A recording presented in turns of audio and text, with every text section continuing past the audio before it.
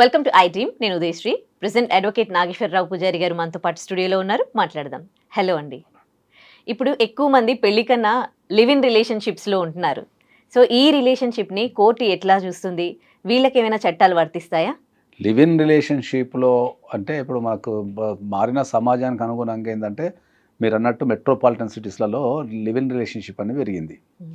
Live in relationships ఎందుకు పెరుగుతున్నాయి అంటే ఏంటంటే కుటుంబం పర్యవేక్షణ లోపించి యుక్త వయసు రాగానే కుటుంబానికి దూరంగా ఉండడం వల్ల వాళ్ళని గమనించే వాళ్ళు ఎవరు లేరు కదా అని చెప్పేసి మంచిగా అందరూ కలిసి లివింగ్ రిలేషన్షిప్లో ఉంటున్నారు. ఓకే, లివింగ్ రిలేషన్షిప్లో ఒక ఇద్దరు వ్యక్తులు నివసించిన తర్వాత వాళ్ళిద్దరి మధ్యలో ఏం రైట్స్ ఉంటాయి, ఏం ఉండవు, అసలు ఉంటాయా ఉండవా, అసలు చట్టం వాళ్ళని ఎట్లా పరిగణిస్తుంది అనేది చాలామందికి చాలా డౌట్ ఉంది. ఓకే, మనకు లివ్ ఇన్ రిలేషన్స్ మీద భారతదేశంలో ప్రత్యేకమైన చట్టాలు ఏం లేవు. ఓకే, అది ఫస్ట్ పాయింట్. తర్వాత లివ్ ఇన్ రిలేషన్షిప్లో ఉన్న వాళ్ళని గుర్తించే చట్టాలు కానీ సమాజం కూడా ఏం లేదు. అవును. ఎందుకు అంటే ఇప్పుడు మీకు ఫారిన్ కంట్రీస్లో అప్లికేషన్లలో రాసి ఉంటాయి, ఎవరైనా వాళ్ళకు స్టేటస్లో నువ్వు ఏదన్నా ఇప్పుడు గవర్నమెంట్కి సంబంధించి ఎక్కడన్నా ఎవరితో నివసిస్తున్నావు, are you living with somebody అని అట్లా రాసి ఉంటాయి. సో మన దగ్గర మ్యారీడ్ అన్మ్యారీడ్ ఉంటుంది అంతే. తర్వాత లివ్ ఇన్ రిలేషన్షిప్ కాదు, లివింగ్ విత్ సమ్వన్ అట్లాంటివి మన దగ్గర లేవు. ఇంకా అప్లికేషన్ ఇంకా రాలే. ఇంకో 50 సంవత్సరాలకు వస్తేమో చూడాలి అది. ఎందుకంటే నాకు తెలిసి దాదాపు 20 years వరకు వచ్చే అవకాశం లేదు, కానీ చెప్పలేం. సో ఇద్దరు వ్యక్తులు ఎవరైనా సరే ఒకే ఇంటి కింద 2 years కనుక నివసిస్తే, ఓకే, 2 years కనుక నివసిస్తే వాళ్ళిద్దరిని భార్యాభర్తల కిందనే పరిగణించాలి అని మన భారతదేశంలో చాలా కోర్ట్స్ ఓకే మనకు చెప్పాయి. పెళ్లి చేసుకోకుండా ఇద్దరు వ్యక్తులు ఒకే ఇంటి కింద కనుక నివసిస్తే, లివ్ ఇన్ రిలేషన్షిప్లో ఒకే ఇంటి కింద 2 years వరకు ఉంటే వాళ్ళిద్దరిని భార్యాభర్తల కిందనే పరిగణించాలి అనేది మన భారతదేశంలో చాలా కోర్టులు చెప్పాయి. మనకు ప్రత్యేకమైన చట్టం లేకున్నా కూడా చెప్పాయి. సో ఎప్పుడైతే వాళ్ళు ఒక ఇంటి కింద లివ్ ఇన్ రిలేషన్షిప్లో 2 years ఉంటారో వాళ్ళిద్దరిని భార్యాభర్తల కిందనే మన చట్టం కింద పరిగణించాల్సి ఉంటుంది. వాళ్ళిద్దరికి భార్యాభర్తల మధ్యలో ఉండాల్సిన ఓకే అన్ని చట్టాలు కానీ అన్ని రైట్స్ కానీ డ్యూటీస్ కానీ వచ్చేస్తాయి. సో ద కండిషన్ ఏంది, 2 years రిలేషన్షిప్లో ఉండడం కాదు, 2 years రిలేషన్షిప్లో ఉండడం కాదు, ఒక ఇంటి కింద నివసించాలి 2 years.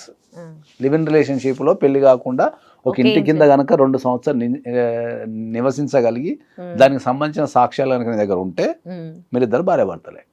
ఇప్పుడు లివ్ ఇన్ రిలేషన్షిప్ లో ఉన్న వాళ్ళ మధ్యలో డిస్టర్బెన్సెస్, ఈ కేసెస్ ఇవి కూడా వస్తూ ఉన్నాయా?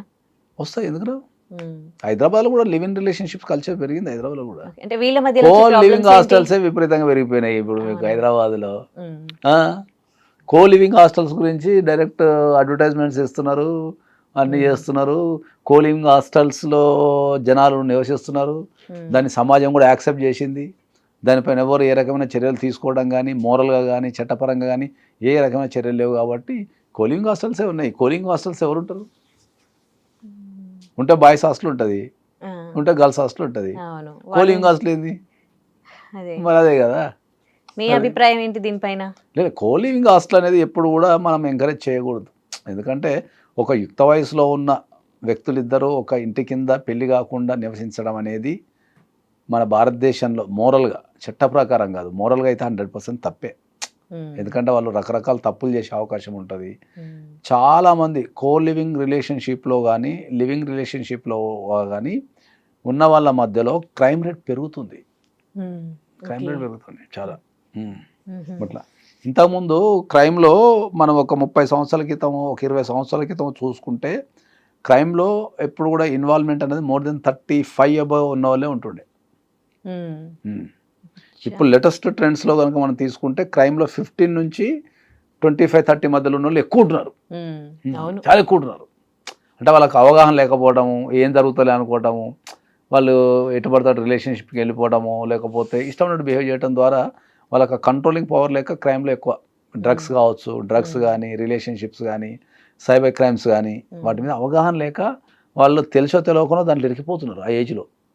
సో వాళ్ళ మానిటరింగ్ అనే సిస్టమ్ లేక వాళ్ళు ఇరికిపోయి క్రైమ్లో ఎక్కువ యూత్ ఎక్కువ చేస్తున్నారు క్రైమ్. అంటే అవగాహన లేక అంటారా? అంటే చట్టాలు చాలా అంత స్ట్రాంగ్‌గా లేవు, బయటికి వచ్చేయొచ్చు అని ఈ ఫీల్‌తో చేస్తున్నారంటారా? చట్టాలు స్ట్రాంగ్గా లేవని ఎవరు చెప్పొద్దు. ఇండియాలో చట్టాలు చాలా స్ట్రాంగ్గా ఉన్నాయి. కాకపోతే కొన్ని సందర్భాల్లో వాటిని అమలుపరిచే విధానాలలో లోపాలు ఉండొచ్చు. లేకపోతే అమలుపరిచే విధానంలో సరైన ఇన్ఫ్రాస్ట్రక్చర్ లేకపోవచ్చు తప్ప చట్టాలంటే చాలా స్ట్రాంగ్ ఉన్నాయి. చట్టాలు లేకపోవడం లేదు. మన దగ్గర ప్రధానమైన ప్రాబ్లం ఏందంటే వాటిని అమలుపరిచే విధానంలో చాలా లోపాలు ఉన్నాయి. అంతే. సో వాటిని మనం సరిదిద్దుకుంటే మన భారతదేశంలో ఉన్న చట్టాలు మించి చట్టాలు ఎడలేవు.